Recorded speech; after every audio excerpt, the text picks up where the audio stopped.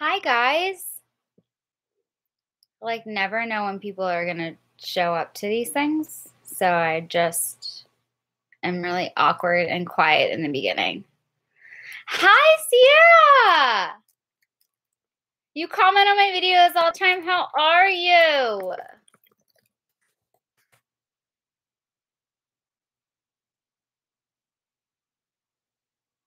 How are you guys tonight? Who else is here? I'm outing you. Oh, you're the only one now. They got scared.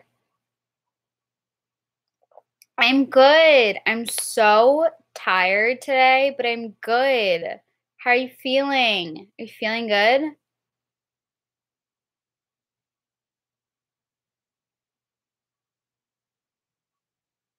I just got a really cool DM from a coffee company called Neuro Roast.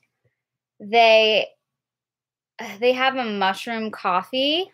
You're feeling good. Yes. I love when everyone's feeling good. That makes me so happy.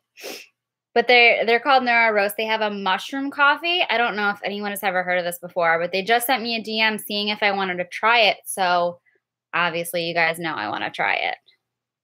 So I have to respond to them.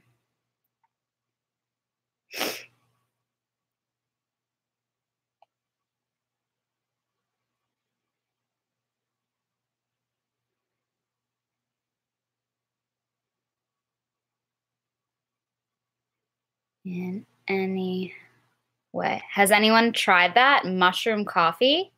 I've seen it everywhere and I've never tried it before. But supposedly it's really good for you. Hi! How are you guys? Hi, Allie. Okay, I don't know if I'm going to say this right, but Katin? Katin? I can't pronounce names well. It's never a good thing. How are you guys? I'm gonna try this coffee out and see. They're like, it would be interesting to see the impact of our mushroom coffee, if any, on the symptoms of chronic illnesses, which I agree. Oh no, Allie, what's going on?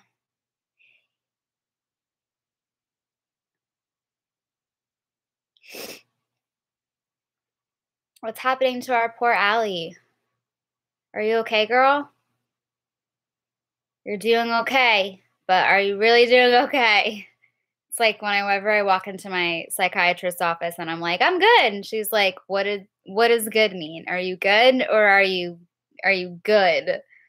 And usually I mean like I'm good, which means I'm not good at all. Someone the other day was like talking to me and they were like someone was eating one of those nature like granola bars that just crumble, and they were saying like there's a meme that is going around that's like, how on a scale of 1 to 10 how much is your life falling apart, and it was just a picture of the granola bar that crumbles, and that's how I feel all the time always.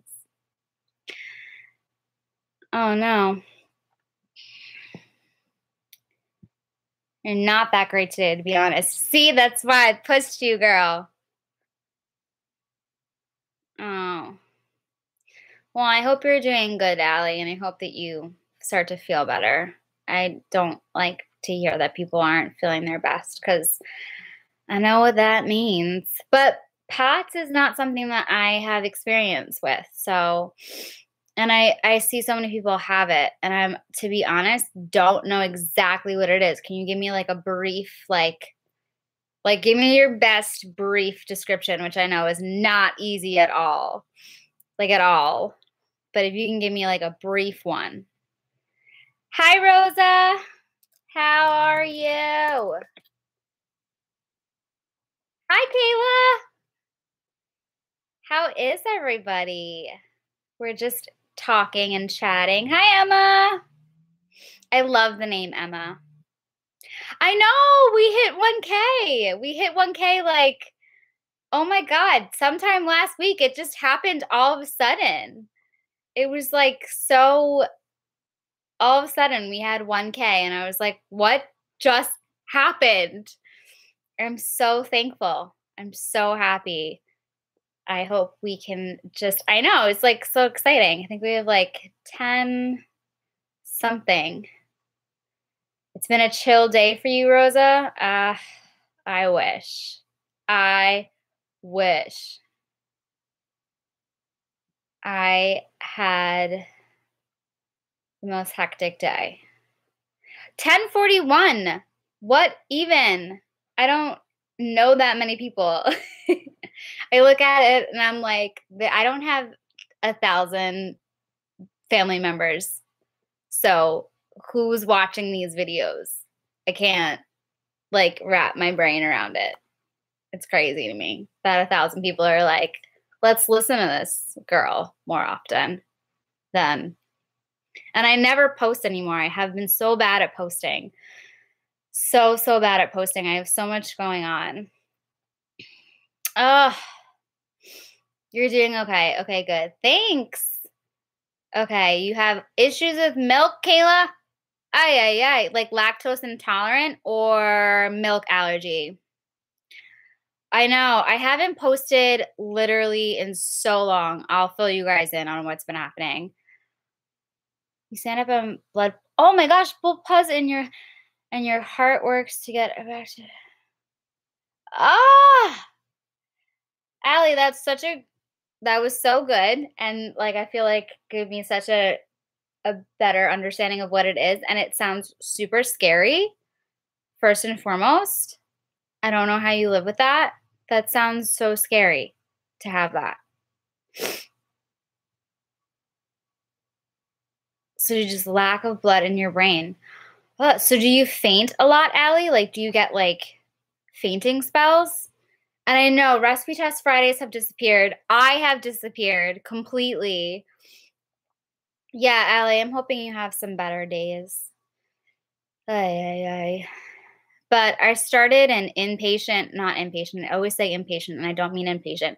I started an outpatient program for depression and anxiety, and it's Monday, Wednesday, Friday from 11 to 3. And I basically get 13 hours of therapy a week, and it's driving me insane, guys. Like, it's driving me insane. So that's why I've kind of been MIA because I'm tired all the time. You've been feeling sick for an hour now. Ugh. I'm super like all over the place mentally. So that's why I'm like lacking motivation and I just don't know what to talk about on the channel anymore. I think I need to do a recipe test Friday just because those are easy. I know what I'm doing. People like them. I need to make like something fun, something that I like, and just kind of like get back to you guys, especially because we hit 1K and that's so fun and exciting. I don't want to stop doing YouTube. I want to just keep going from here on out. But it's a lot of therapy, and I just have been dealing with that, all of that therapy. It's a lot. Fainting does happen sometimes, but thankfully not too often. Oh, because you're in medicine. Oh, a brief synopsis on lupus. I feel like everybody who has it could give a brief synopsis on lupus and it would be slightly different. I should do story times based around anything, Rosa. I really like that idea. My lupus, I'll say this for lupus, Allie. My lupus affects my white blood cells. So my body produces autoantibodies that attack just normal healthy tissue. And for me with lupus, they attack all of my blood cells, particularly my white blood cells. So it just knocks them out, which is dangerous. Like if I get sick or something like that, I don't have any blood cells, white blood cells to protect myself from all of those kinds of things. So that's really what happens to me. I get a lot of joint pain and I get a lot of fatigue. But it's so hard to like explain what it is. It's basically a disease that will like affect any part of your body. Like it doesn't discriminate. I don't know. Some people, it affects their kidneys, and mine hasn't yet, so thank God. Just been trying to clean. That's what I need to do. Oh, you're tired. And sciatica sucks. Oh my gosh, it's so painful. Story times are a good idea. I agree with Rosa. I like story times. Yeah, bad anxiety.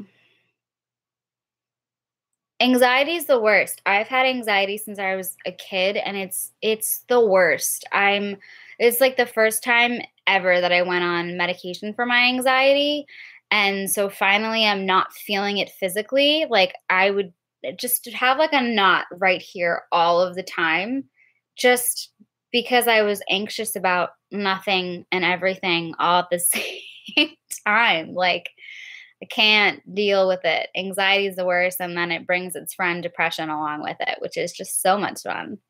The two of them often travel together, and I can't deal with either of them. Hence why I'm doing this program.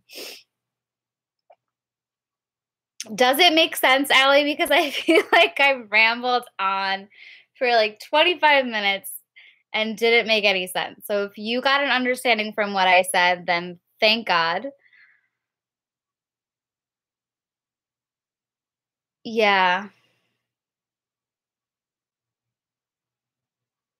Oh, that's a really good idea, Bunny. A really, really good idea to have a friend intervene and help you out. I literally the other day had the idea to put all of my coping skills up on my wall because I don't use them. Like I'll be having a really anxious moment, and I like you said, like it'll be really paralyzing and I won't be able to do anything about it. And then I think of like all of these things that I can do to help myself, and it's just like so overwhelming. Like how do you act in that moment? Because I find the hardest thing for either my depression or my anxiety is to actually act in the moment and to intervene. They underreact. Yeah, I found that too.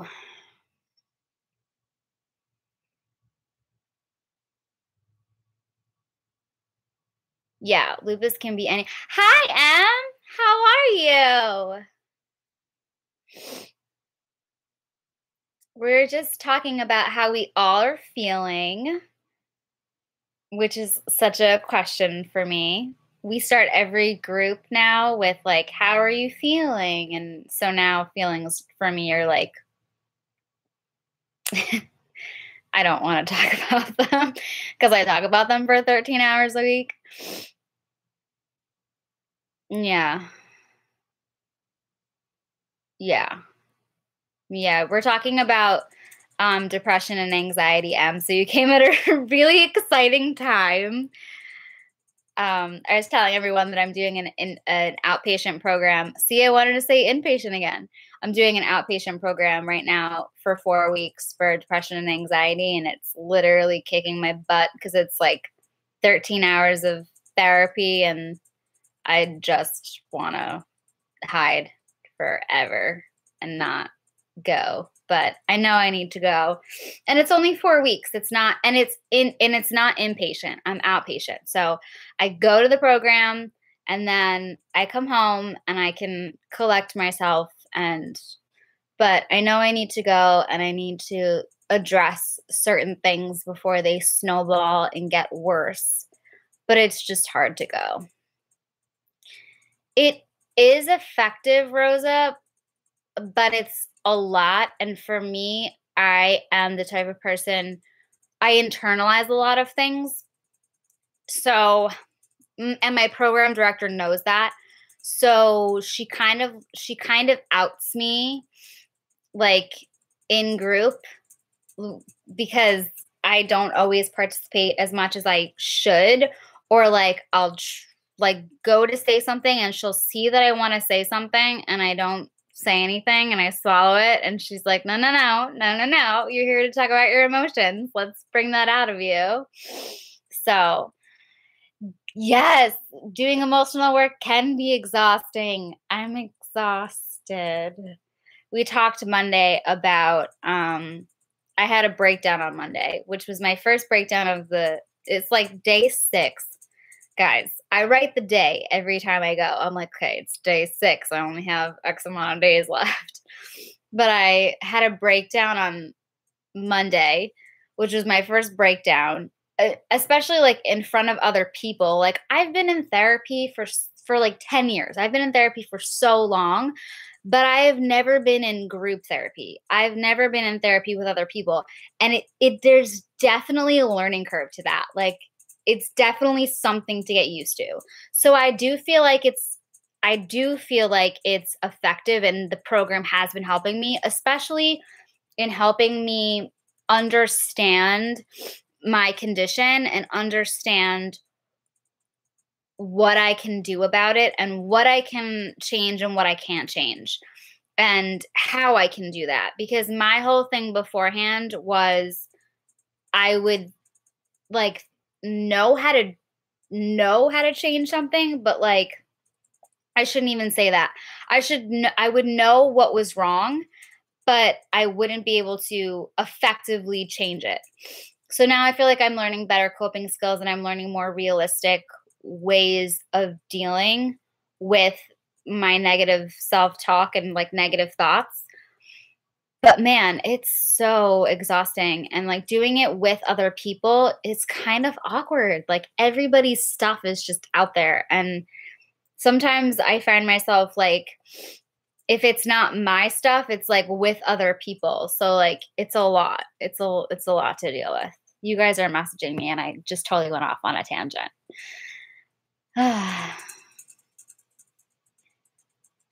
Yeah, at first group therapy was so stressful, especially like like day 1 I ate lunch by myself completely. Like I stayed in the classroom and ate lunch by myself cuz I have social anxiety. So I was like I'm not going to go eat with these people that I don't know. They probably don't want to eat with me. Like what and that's such a bad thought to have. Like I'm sure they would have been so welcoming and so nice because everybody in the group is really nice.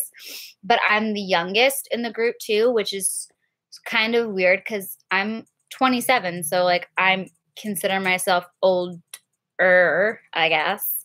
But everybody else is well into their middle age and I'm kind of the youngest one there. So it was really weird. I was expecting to have a lot more peers my age, but I don't. So that doesn't bother me. It just like totally threw me off when I walked in and it was like all of these like ladies in like their mid like 40s and 50s and I was like, "Oh, okay.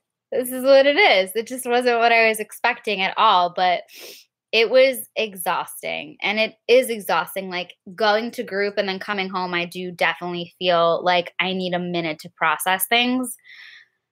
And I'm not quite sure of like how to do that yet. So I don't really know what I need, but I'm hoping that in the long run it'll help.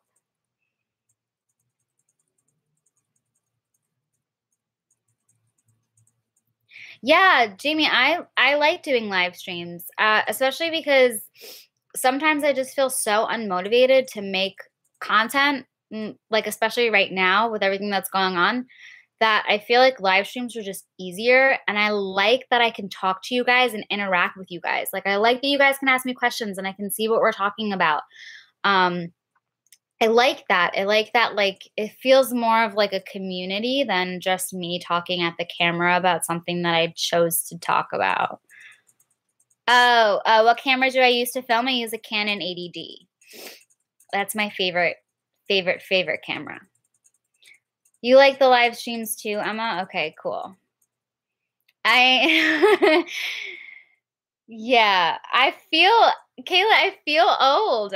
27 is old. I feel really, really old. I don't know.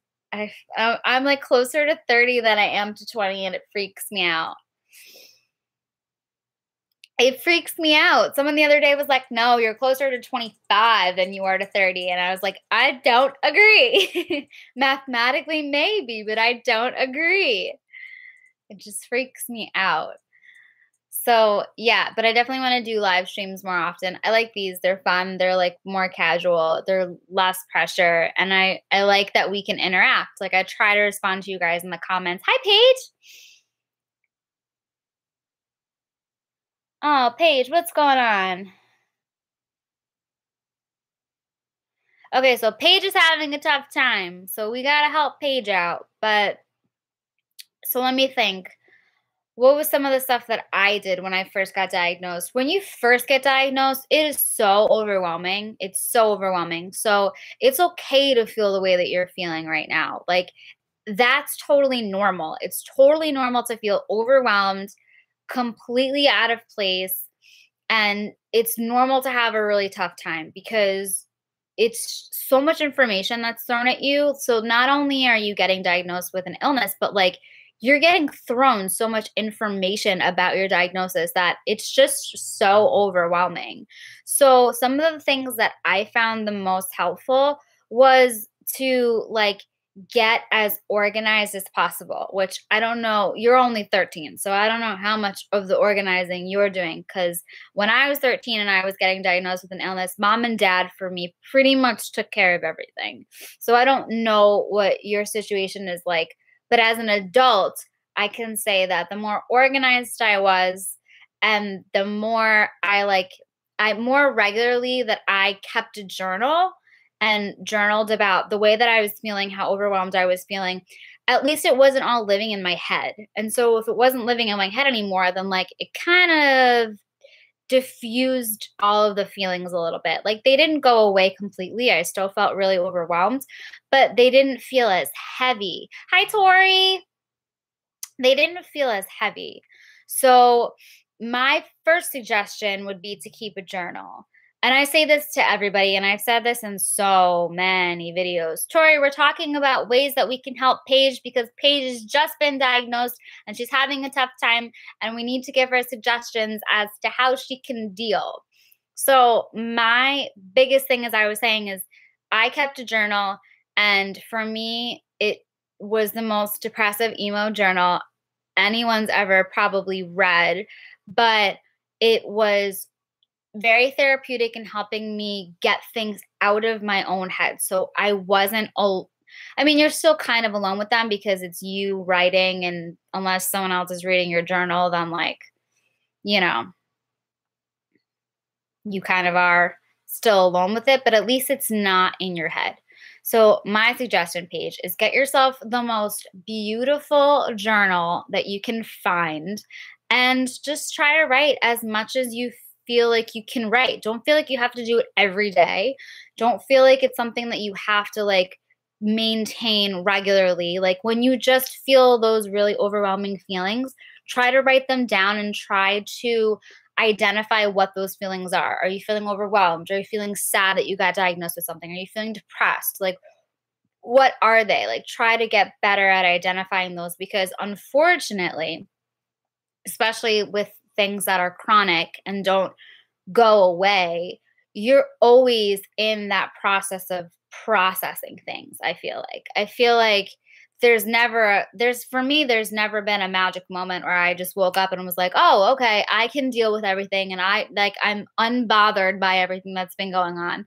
Like if I think about the things that have happened in all of my diagnoses, I can get to the same place I was the first time I was diagnosed. So, I always suggest writing as a way to just like put yourself in tune with what you're feeling. And I hope that that helps. Got some really good stuff coming in. Yeah, Sierra said, "We're here to help you," and we are. You got this.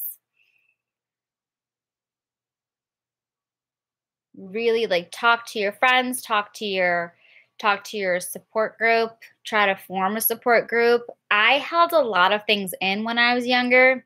I don't suggest doing that because then you live alone with it and that's not fun and it's going to be really hard.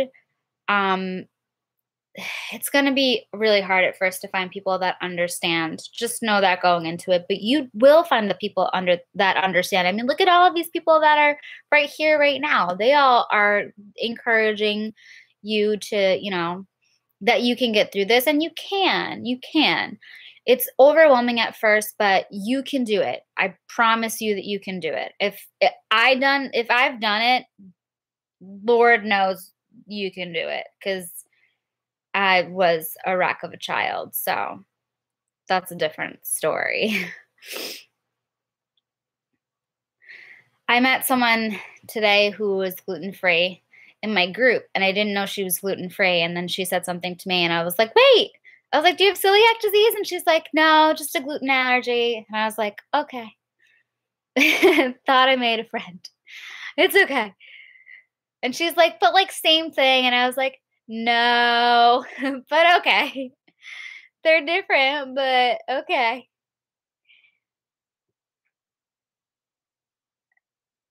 Oh, find a job when you have a chronic illness. Tori, you're pulling at my heartstrings because I don't know the answer to that. And then how do you find motivation through it? Oh, my Lanta. Um, yeah, I don't know.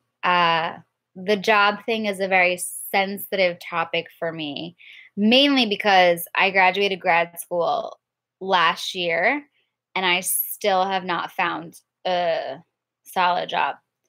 Um, Not for being sick purposes, but for for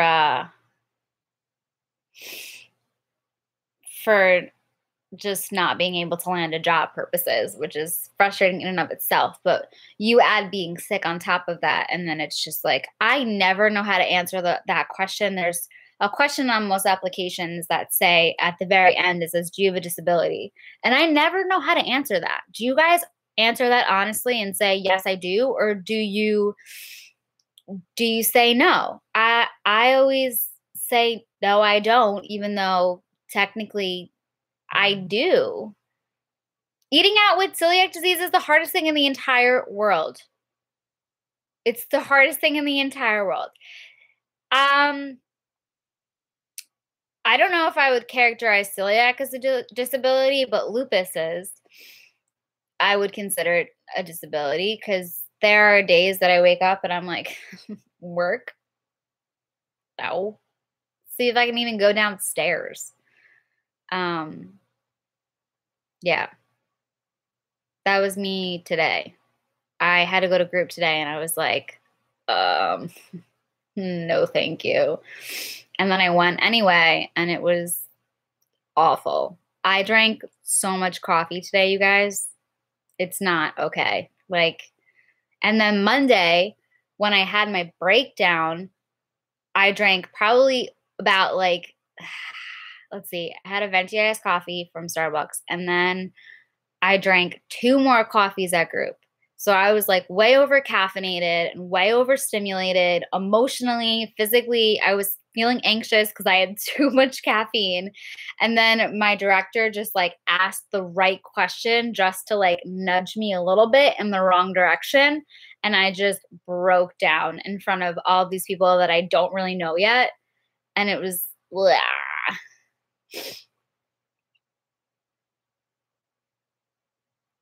Sierra, do you get a rash from? Hi, Gemma. I didn't even realize you were here. Do you get a rash from celiac disease, or anybody for this matter, where your skin hurts? Like there are days, I think I've talked about this on Instagram. There are days where my skin hurts to the touch. Like I don't know what that is. Yes. Bunny, they called the cops on you? What even? A person can't cry in public without people thinking that they're crazy. This is why we have an issue in this country.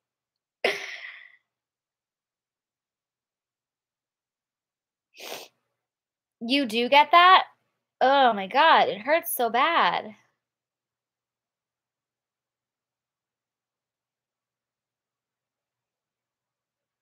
Bunny, that's such a crazy story. I can't believe someone called the cops on you. Oh, eating out with celiac disease is absolutely the worst thing in the entire world. It gives me so much anxiety.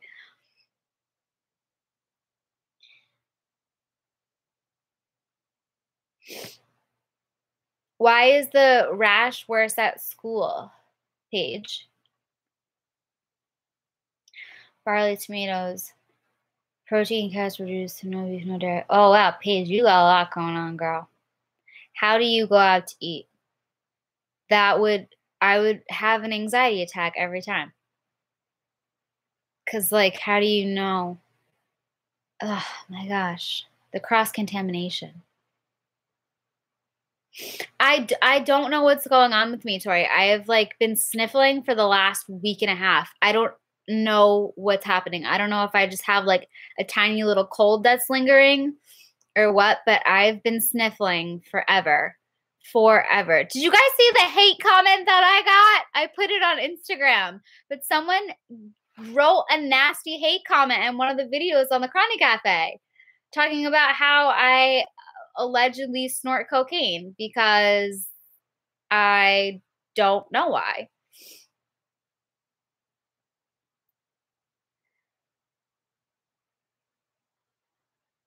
What the hell is that? Oh my god.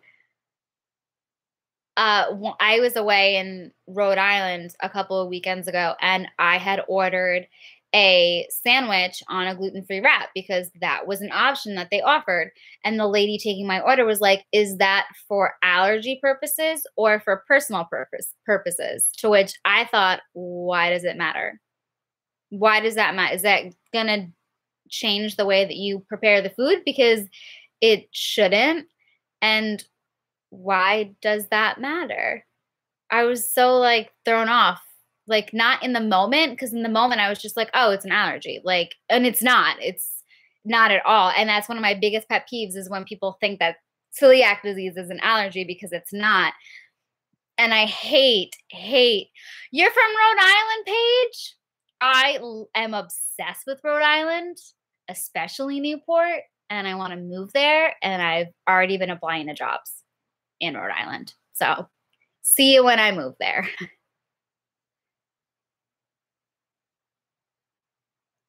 You get that question too, Bunny? I don't understand why that's a question. Well, an autoimmune response is your autoimmune system going haywire, and then I think an allergy is different, but to be honest, don't know what an allergy like how that works. Like how that response is different than an autoimmune response. But it is. Should look this up, but I'm live. When I'm not live, I will.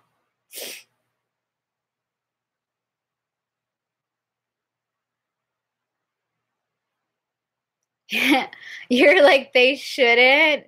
I have to confess, the other night, guys, I ate something that I totally should not have had. It was definitely fried and not something that I should have ate, and I ate it anyway. And then I regretted it like I knew I was going to because I was being an idiot, but I was on a date and I didn't want to, I was just being stupid. I was being really, really stupid. And my date knew that I was gluten free, and he's like, should you be eating those?" And I was like, "Probably not." And he's like, "Should you stop?" And I was like, "Probably." But they were really delicious, and I sacrificed, and that maybe that's why I'm sick. I don't know. I was being an idiot. Yeah, what is the difference between allergy and autoimmune response? I'm gonna look it up. Do I not go live if I look it up? Can you see me if I do that? Let me look it up on my phone.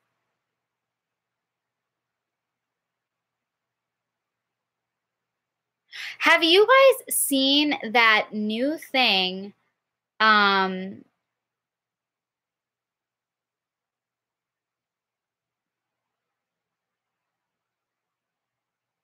have you guys seen that new thing? Sorry, I was off to the side reading and still trying to talk. Have you guys seen, where did this check? Okay. There's a new thing. I don't know how new it is, but it's like a pill that you can take that supposedly helps you break down gluten, but I don't understand like how you take it or why you take it and does it work and is it safe? Like I still would not eat gluten even after taking that pill. Yeah, it's like, Tori, I don't know what it is and I don't know what it's called. It's been popping up on my Pinterest. Wow, I took the worst thumbnail for this live. You guys gotta tell a sister when she takes a really bad thumbnail. Oh, you've tried those pills and they do work?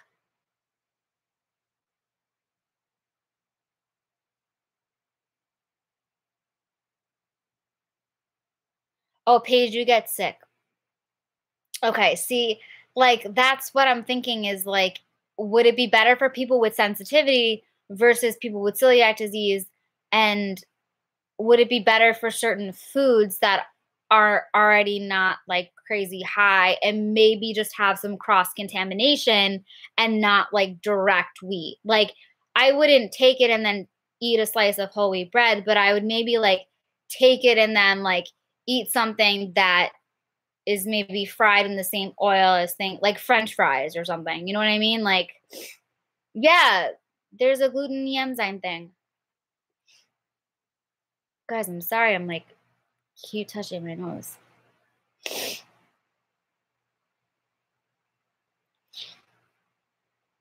Yeah, so I guess there's a couple of them.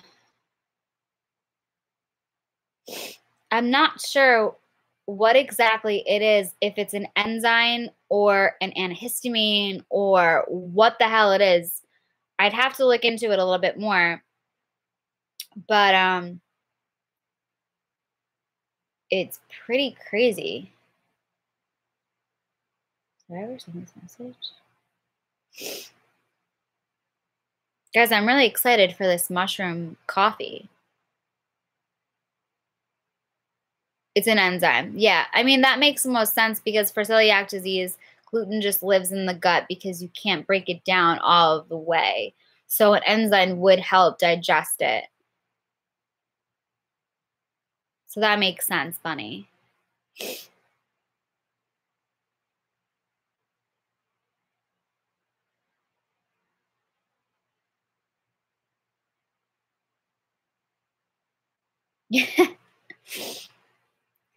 There is a gluten-free version of a baguette, and Udi's makes it, but it's not great.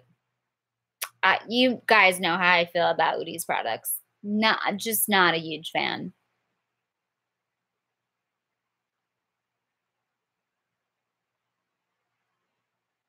Donuts. I miss donuts so bad, Emma. You have no idea. Like donuts from Dunkin' Donuts is what I'm talking about. If I honestly would be like, that would be the first thing that I ate. If like someone came down and was like, you don't have celiac disease anymore, you can eat whatever you want to eat. The first thing I'm going to eat is a strawberry frosted donut from Dunkin' Donuts. Don't ask me why I love them so much, but I do.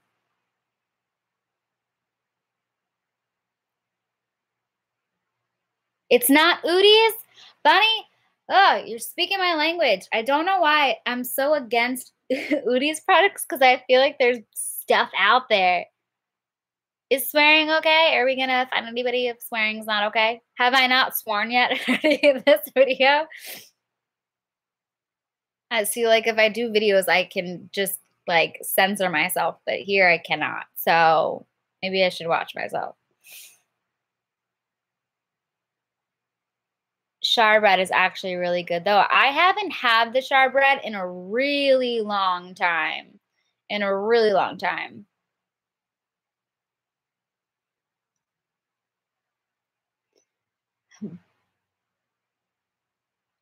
I have not heard about gluten-free service dogs, Sierra. Is that a thing?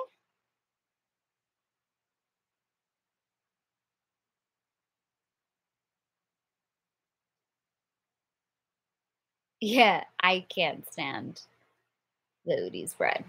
Canyon Bakehouse, man, I'm telling you. I like their bread the best.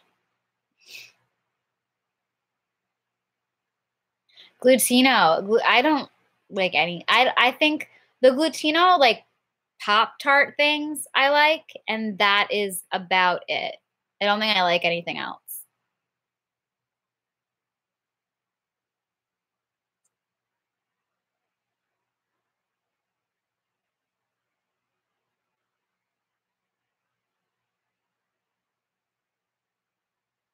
Yes, the cinnamon raisin bread from Canyon Bakehouse is really good. I do really like that one.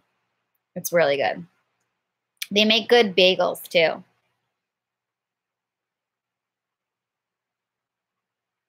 Oh, wow, I didn't know that. That is really, really cool. Trader Joe's, I haven't been to a Trader Joe's in so long. So long.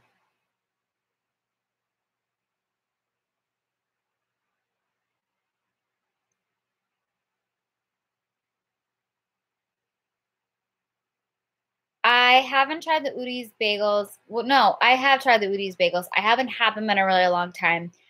Try the Canyon Bakehouse bagels because I think that they're better. Um, but they're not as accessible as Udi's bagels at all. Udi's is by far the most accessible brand, which is sad because Canyon Bakehouse, I think you can find their breads now in most grocery stores, but not their bagels for some reason. Their bagels are fairly new.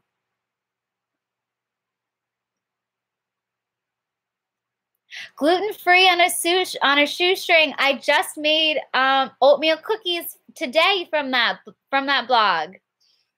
They do have a ton of recipes. So does the Minimalist Baker. She is on Instagram. She's really cool, but she does a lot of vegan and gluten-free things. And I can't say that all of her things are like things that are easy to make. But if you're trying to be like more like I'm trying to be better about what I eat because I'm on a medication that's making me gain weight. I've gained like 10 pounds already. Um, and she has some really good, like healthy recipes that are typically vegan and gluten free. Um, yeah. You should do it. You're thinking about starting a gluten free blog? Do it. Do it. Do it. We'll all support you. Are you crazy? Of course we will. Oh my God, Tori, this was me literally the other day eating a wrap. Have you ever had something gluten free and then realized it might not be gluten free? Yes. So a deli by me just started offering gluten free wraps and gluten free breads. So we were going to a concert later that night, and my mom was responsible for like picking up everybody's sandwiches and stuff like that because she was the only one off. So she picked up a gluten-free wrap for me, right? Italian combo on a gluten-free wrap, and I took 2 bites of it, and I was like, "I don't think that this is gluten-free." And I gave a piece of the wrap to my dad, and I gave a piece of the wrap to my mom, who are both not gluten-free. My dad was like, "I think it's fine," and my mom was like, "No, stop eating it." So then I stopped eating it, and I had maybe what, like tops 4 bites, and I like put it down and I was like, I'm gonna give myself a minute to see if I feel anything. 10 minutes later, I was already started to bloat up, and I was like, "Are you kidding me?" Oh, I was so mad because I really wanted that Italian combo. I haven't had an Italian combo in a really long time, like a really long time.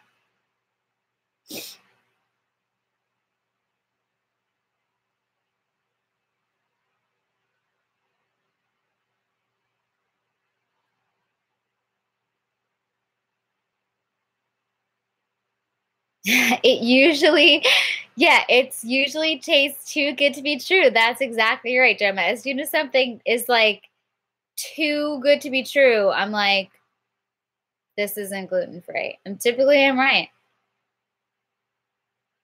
How long does it take to feel 100% after getting gluten? I would say if it depends on what it is. So, I took, like, 2 bites of the wrap and all the cold cuts, and I was like, "I don't think this is gluten free." So then I just started to eat the cold cuts. So then I was like kind of eating it, but not really. And then I just stopped altogether. If I would have ate like half that wrap, I would have been at 100% like gluten, 100%. I haven't been eating gluten, so bye, Tori.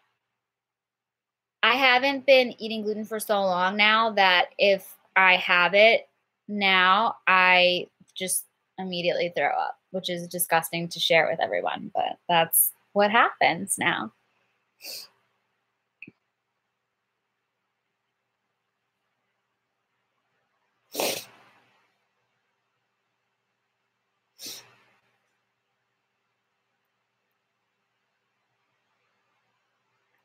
So are you guys liking these live streams? Because then I'll do them more often. But if not, then I won't. But I haven't been making a lot of content. So this is helping me fill in spaces where I'm not making content. All right, cool. I like that we get to chat and like hang out.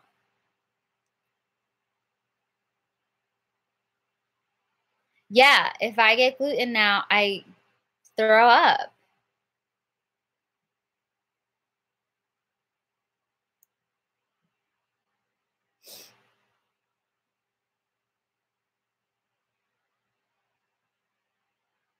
I know. I hate that when you go out and when you're the only one that's gluten free, like that's the worst experience ever. I have to unplug a light to plug in my computer, and I don't know which one to.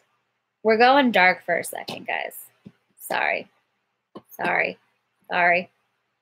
What about popcorn? Seasonings, yes, you have to be very careful about any kind of seasoning. You want to look for, sorry, I'm like screaming now. You want to look for anything that says malt flavoring. Typically in a lot of seasonings, it's malt or barley, or sometimes it's just plain wheat lately. I've been noticing a lot. Always read the labels if you can. Or always ask if it's like a product that's being made. Like I know that there's this really cool place in Newport that has all of these like different flavors of popcorn. And I like went in there and I was like, I'm sorry, I'm like trying to plug in my computer and I can't find the outlet. I'm disappearing for 1 second. Okay. They have all these flavors of popcorn and I went in and I had to ask, like, are these gluten-free? And I hate doing that because I hate being the person that's like, is these gluten-free? Because then they just think that I'm one of those people that's like a trendy gluten-freer. And that's not true. Those trendy gluten-freers, man.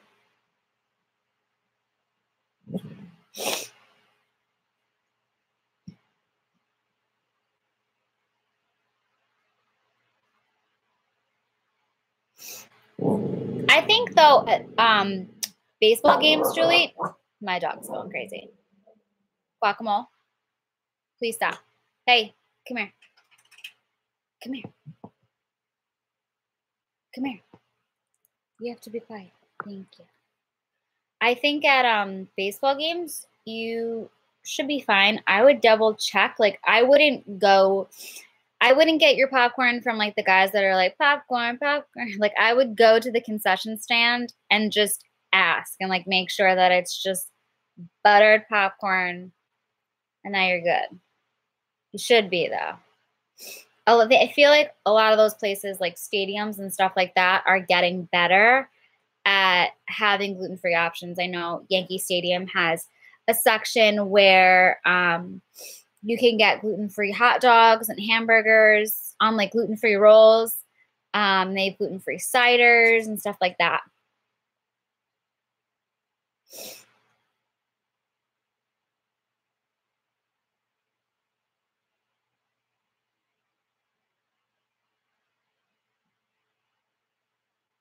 Yes, always check the ingredients.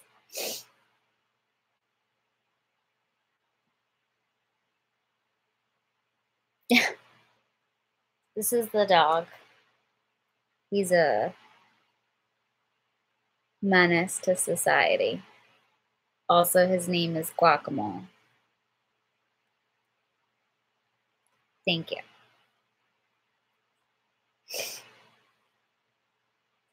Bye, Kayla.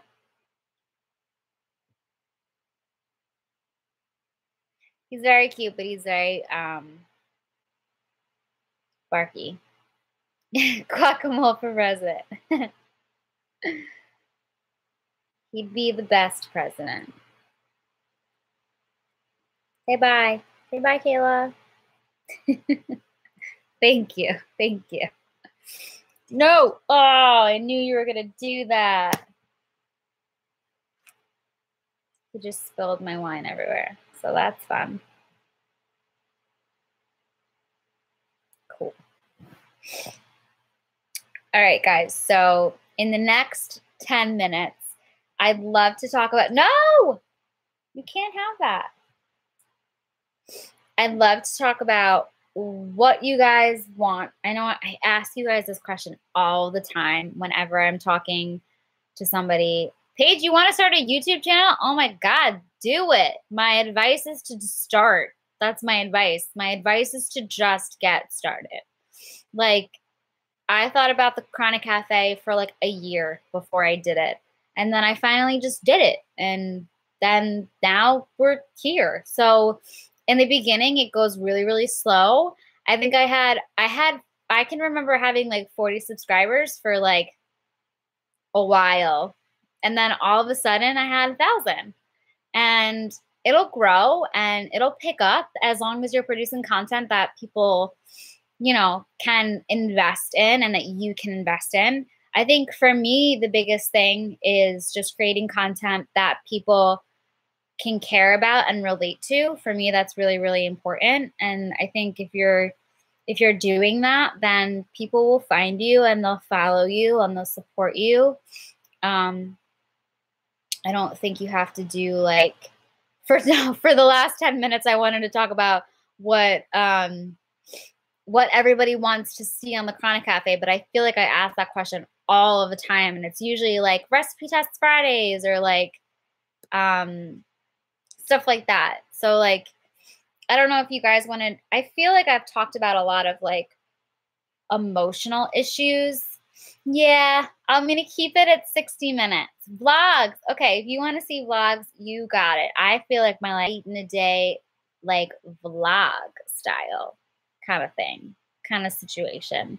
I can do like one where I'm at home and like what I eat when I'm at home. And then I can do one where I'm like on the go. What do I grab and go? Because I feel like grab and go is super difficult for celiac disease because like, what can you grab? Typically it's nothing. It's like not much. Okay. But that's what you guys want to see? All right, cool.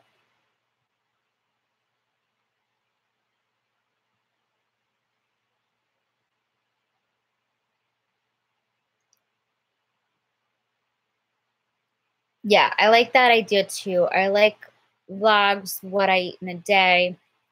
I definitely want to do some recipe tests Friday. I think the first video. Hi, Kaylin. I think the first video that more dinner ideas, and I want more dinner ideas because, like I said, I'm on a medication that's making me gain weight, and I'm not happy about it. So if we can do something about it and eat dinner that's not Mexican food, because I love me Mexican food. I also would really like to talk about dating with celiac disease because I'm dating right now and it has not been fun or easy.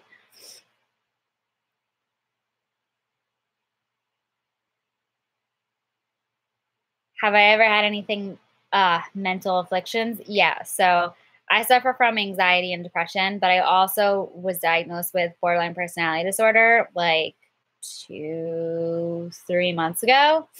And I think that really came from just growing up sick and not having just not having dealt with a lot of it and not dealing with it until I was an adult, and that didn't help at all. So I developed a lot of really negative coping skills and just didn't wasn't functioning to the best of my ability as an adult. So that's kind of why I'm doing this program now, and kind of why I'm kicking my butt into high gear when it comes to self-help. And yeah,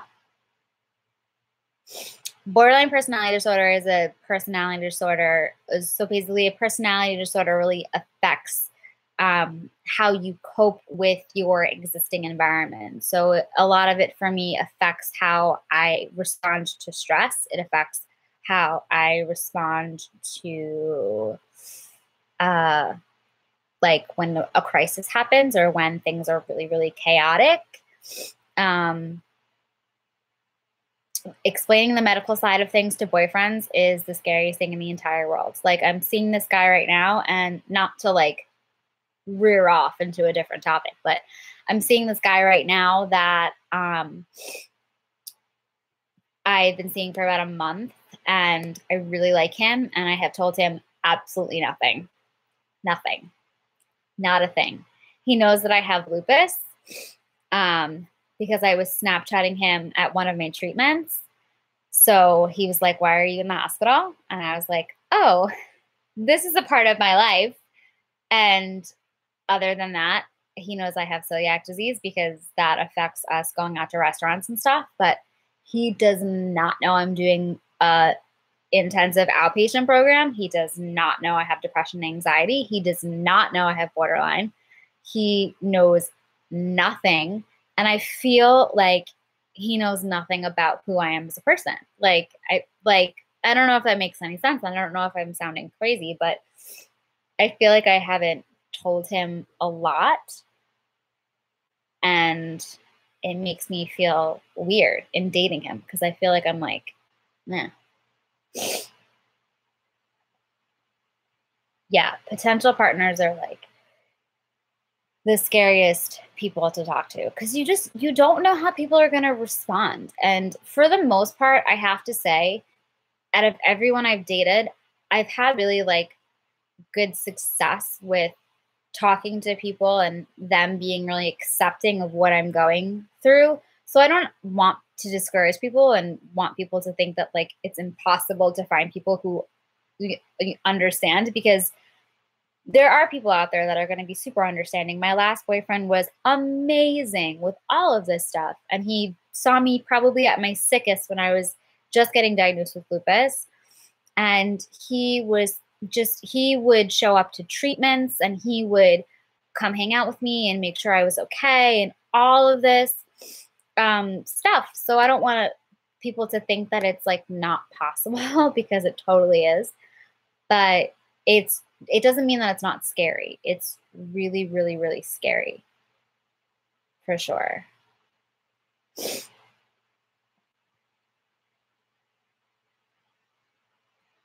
Oh, Paige. Ugh. That's so Tori, you're so right. He probably has a bunch of personal things too. Right.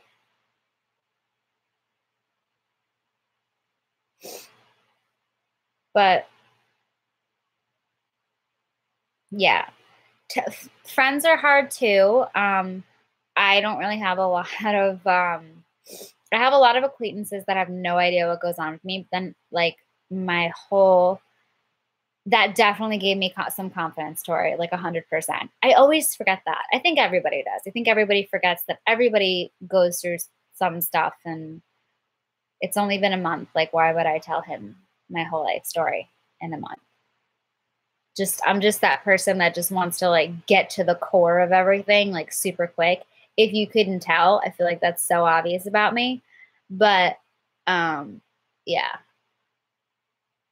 you're right. I don't have to tell him anything.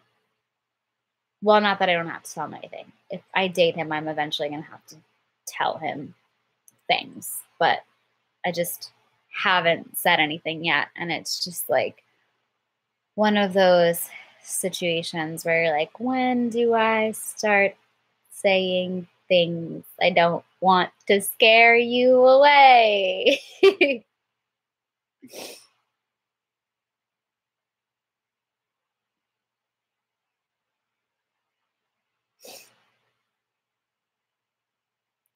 Yeah, you're right. Lupus gives me a lot of joint pain. I don't think I have arthritis in my hip, my right hip, but that's because I fractured my right hip when I was really, really young. So I can't tell if it's from lupus or if it's from the fracture. Um, but it sucks and it hurts. But I would assume that it's from the fracture because it was a really bad fracture. So I think it's from that and not from lupus, but I do get a lot of joint pain and I do have like swelling in like my knuckles. I don't know if that has happened to anybody else, but how do you deal with people asking what are you doing for a job activities?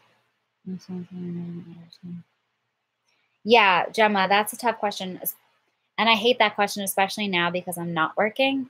So I have a lot of people who are like, what are you doing? And I'm just like, nothing. I'm not doing a damn thing. Um, my advice is to focus on you're doing something. Like you and being in school is huge. Like you're focusing on school. Like you're in school. Like that's what you're doing. Or you're relaxing or you're taking care of yourself, which is huge. You have an illness, taking care of yourself becomes a job and it becomes a role that you have to get better at than most people because I don't know, I think that self-care thing becomes so much more important when you have a chronic illness or any illness at all. Um, and that's one thing that I'm more grateful for, as backwards as that sounds, because I know a lot of people who don't take care of themselves, of of all of this, meaning like your body, your mind, your spirit, all of it. Like and it's through no fault of their own. You just get caught up in other things and you prioritize things. And when you're able to work a full job full time, a lot of people prioritize that to the highest degree. I know all of my friends do. And being the one thing that I can say being sick has taught me is to step back and to look at my life and see how I'm living my life in a way that's more holistic and not um, so polarized, if that makes any sense at all.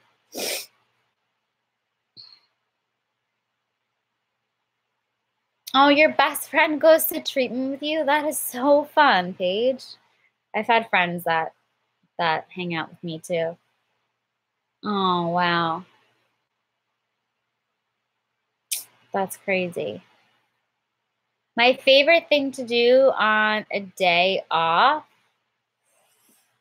Whew, it depends on what day of the week it is. If it's a Thursday, there's a farmer's market that I really like to go to if I'm feeling up to it. And Thursday is usually the day that I see my therapist.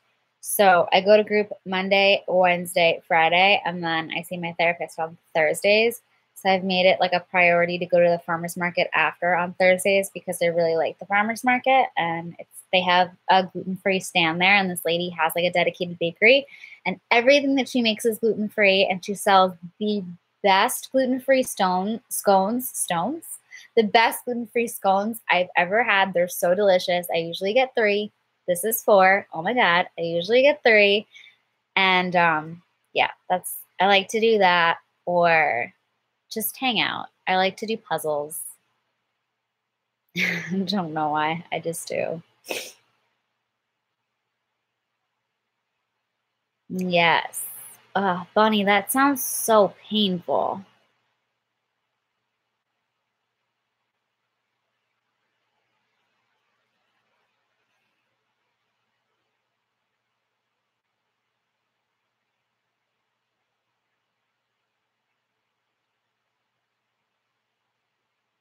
Ugh, who's telling you, Julie, who is telling you that being celiac is annoying? That is so, ugh, that is so, ugh. I'm not reacting to that well. Um, I don't know. I've had all of my friends, I have to say, all of my friends are, out of everything, are the most understanding about me having celiac disease. Like, they're super great about, like, can you eat there? Are you sure? Do you like, my best friend will get gluten-free pizza so that we can split it. Um, so I can't relate to that because that's just like not something they would say because that's super hurtful. Um, I don't know. I would almost like want you to call that person out and be like, it's not a choice. Like, I hope that I would say that. I would be like, well, it's not a choice. Like, I didn't choose to get sick. Like, I would kind of push back and make them feel a little bad because that's like not a thing that's okay to say. And like, maybe they don't mean it in the context you're taking it, but also like, it's just not a nice thing to say. It's like not something that sounds good when you say it. So I don't know, Julie. I want to like stick up for you. I don't like that.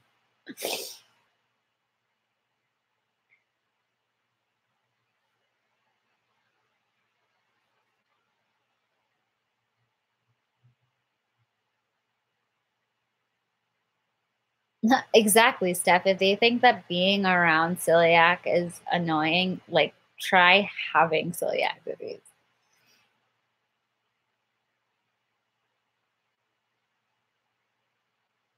Yeah, having celiac disease is one of those really weird things, especially right now because it's trendy. And I use that in air quotes because I really don't like that. I don't like when people say that because it's not, but it is true to an extent because everyone in California is like gluten free. Yes. Meanwhile, they have no idea what they're even talking about. I think it was Jimmy Kimmel or someone did a, a what do they call it again? A sketch. I don't know. They did a thing where they met people outside of a yoga studio in LA and they caught people as they were going out and were asking them if they were gluten free. And half the people were like, oh my God, yes, no, I definitely avoid gluten. And then when they asked them what gluten was, like 50% of them were not able to answer the question. So that's just kind of what we're contending with. And it's so annoying and it's really, really frustrating. And that's why I try to be as vocal about it as I can because I don't care if you think that I'm being annoying. You're not educated. And that's the problem. The problem is not me being annoying. The problem is you not being educated. So I'm not going to shut up until you stop saying that I'm annoying. Doesn't bother me to be annoying. I'll be annoying. That's fine. It's like the hate comment that I got the other day. I clearly very much annoyed that person. Like, you don't have to watch the video.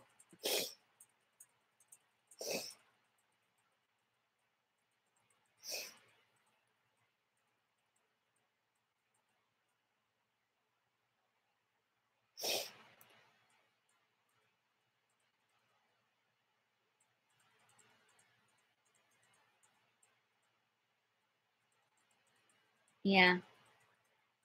Julie, I don't know what else to say about your friend being annoyed. That bothers me so much. Yes, there's a lot of literature that supports the idea that gluten-free is not necessarily a healthier lifestyle. It's a lifestyle that's done out of necessity for people who have celiac disease or gluten sensitivity or an allergy of some sort. There's a medical purpose. But people aren't well informed about those kinds of things. They just that's kind of the culture that we live in. We take tidbits of knowledge from really terrible sources and then just make really ill-informed decisions and then act on those really ill-informed decisions. And then that's how we become a society. It's really annoying, especially when it comes to celiac disease. I have lost weight on the gluten-free diet, not because I was eating gluten-free products, but because I wasn't eating as much. So when my gut finally healed, my appetite was so suppressed. So I probably ate like half of what I was eating before I ever got sick. And so I lost a good 20 pounds by the time I reached my thinnest. Now I'm back up to where I was like weight wise before I got diagnosed with celiac disease.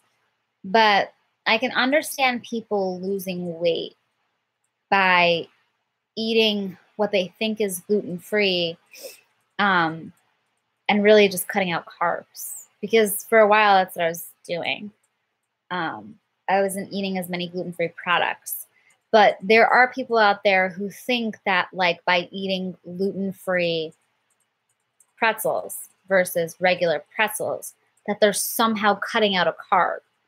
And it's like, no, if you read, thanks, code 027.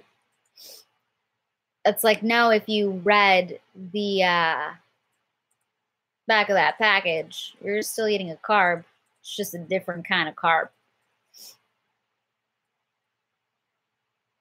That's the other thing is, it's going to affect your gut differently. So some people lose weight because they're malabsorbing, or they're not absorbing any nutrients. They're not also not absorbing food. So it affects people differently. Yeah.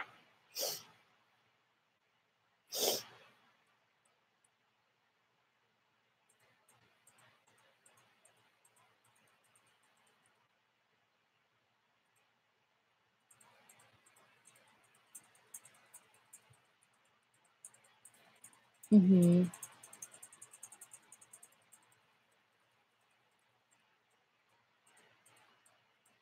Your teacher said you were anorexic. Geez, that's a little incorrect.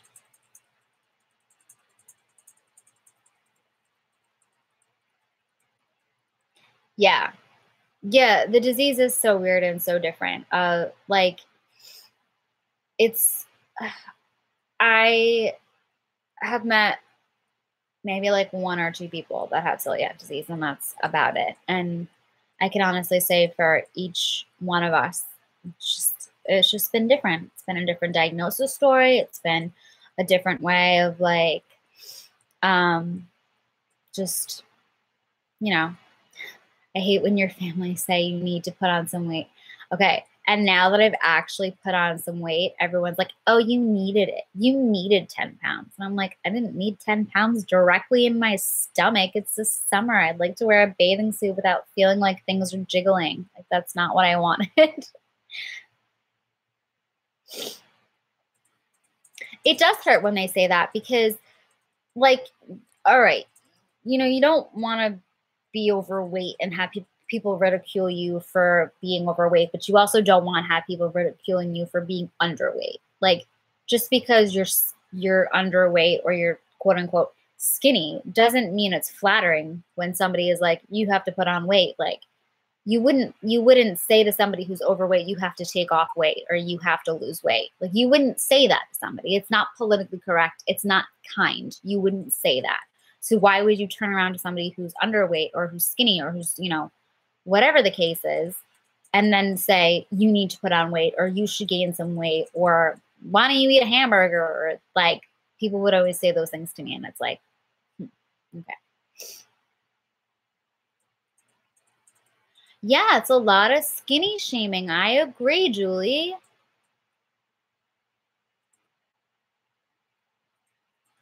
Right. Just because it's the opposite side of the spectrum doesn't make it acceptable. It's the other extreme. It's not okay. I mean, like, No one should really be commenting on anyone's weight unless somebody is like really in trouble. Like, you know what I mean? Like, unless somebody is really putting themselves in danger, like that's an extreme case. And it's probably not the case for anyone here. Oh my gosh. Gaining weight is so difficult. I don't think people realize. The only reason why I've been able to gain the weight that I've gained in the last couple of months is because I'm on medication that is making me gain weight. And it's all gone to my stomach, and I'm not happy about it.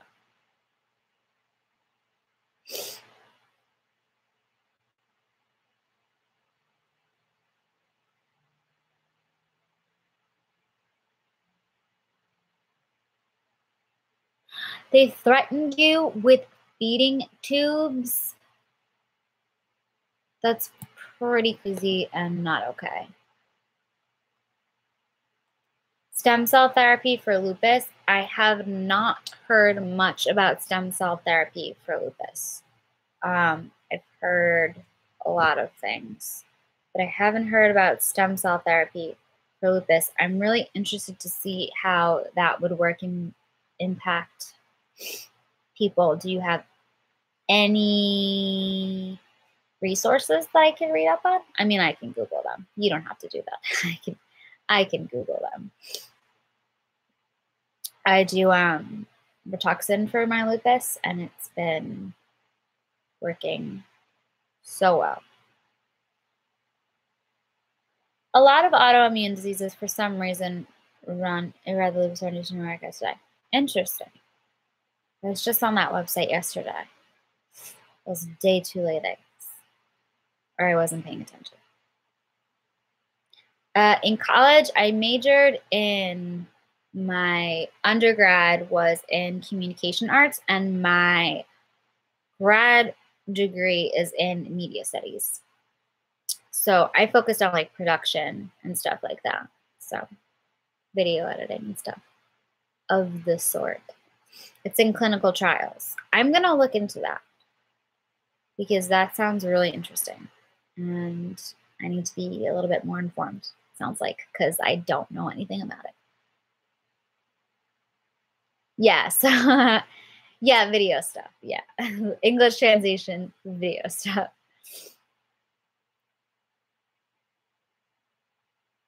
Yeah, that sounds like a not okay doctor, Paige. Sounds like you needed a new doctor. It's going to start. They need people. Mm. Mm-hmm. I'm gonna look that up. I'm gonna look it up right now. Super interested in that. It was only a matter of time before I think I remember hearing something about that a while ago. This is only a matter of time before they, try everything. But if they're doing stem cells, that must mean that. Oh no, you've been housebound for 4 years. That's not fun. Good night, Julie. Talk to you soon. I have not tried that. I have not. Oh my God, guys, I think I'm getting even sicker as I'm sitting here. It's autoimmune disease really well to a blend of enhanced to mainly autoimmune suppressive properties. Interesting.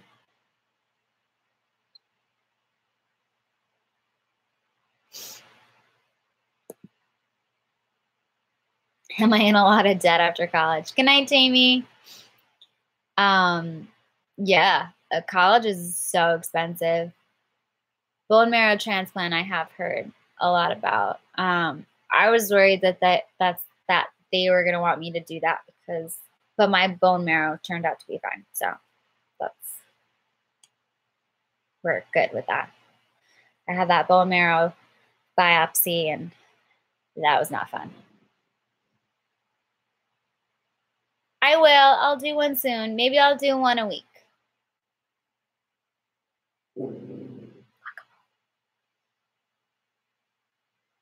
But yeah, I after college, yeah, I mean, I'm in a I'm in a pretty good amount of debt. I don't really know anyone who isn't after going to college. I think that's just kind of like the way of life, which is so sad, but so true. But I'm giving it another 5 minutes here, guys, and then I'm gonna call it a night because your girl's gotta be up early for some more therapy. They don't put you to sleep for a bone marrow biopsy. I think they will if you're a kid, because I remember having one as a kid, and guacamole, please. And I remember being put out, and then I like I don't know why they don't put you out. I think probably just cost wise, like it's anesthesia and then they have to get an anesthesiologist and that just probably costs too much. And then so they just didn't put me out. And it's not horrible, but it's not fun and it's not something that I ever want to have to do again. Um, it's a lot of pressure. Um, and I mean, it's definitely pain. You definitely feel things that are happening. But my doctor was really good. He talked to me the whole time and he told me everything that he was going to do. And I just remember like getting to a point where I was like, are you done? Are you done? Are you done? Are you done? Are you done? Are you done? I can't. Like, there was definitely a point where I couldn't take it anymore. But he made it as fast as possible and did it as accurately as possible. But yeah, no, I hope to God that I never have to do another bone marrow biopsy ever again. So that just was not fun. But yes, I am photosensitive. I have a lot of clothes I rely on. I am not crazy photosensitive. I know some people that like can't even step outside of the house at all and then just flare up like the minute they're in the sun. I get really tired and I get a lot of pain in my chest, but I also get like a sensitivity here, like on my skin. So if I've been in the sun a lot, photosensitivity is a sensitivity to the sun, and it affects a lot of people that have lupus, and it can actually be so severe that it causes lupus patients to flare up. And it's not good for us if we get blisters and sores. I get blisters and sores in the winter. I get pernia in the cold. So oh wait. So I get blisters and sores on my feet in the cold. I also live in New York, which isn't fun in the cold. But yeah. They didn't put you to sleep for your endoscopy. Oh my God. Yeah, most stuff you get put under for as a kid. You're right about that. But so basically the way that I cope with photosensitivity is by limiting my time in the sun, making sure I wear SPF.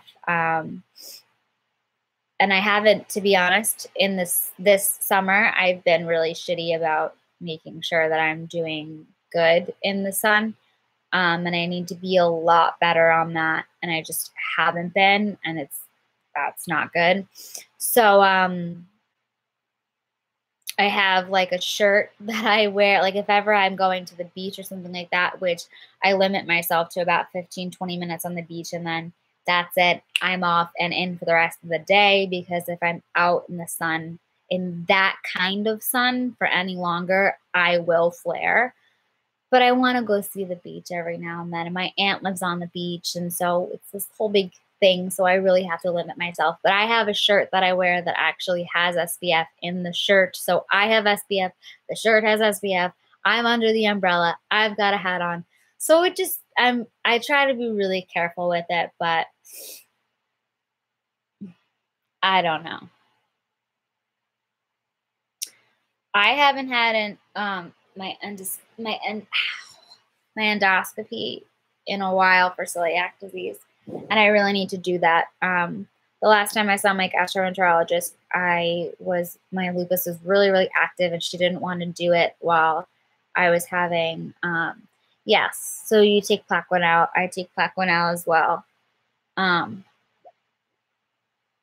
But yeah, uh, it's not fun. Photosensitivity is not fun, but I'm sorry that you're so, that's a lot to be housebound. It's a lot to be housebound. That's very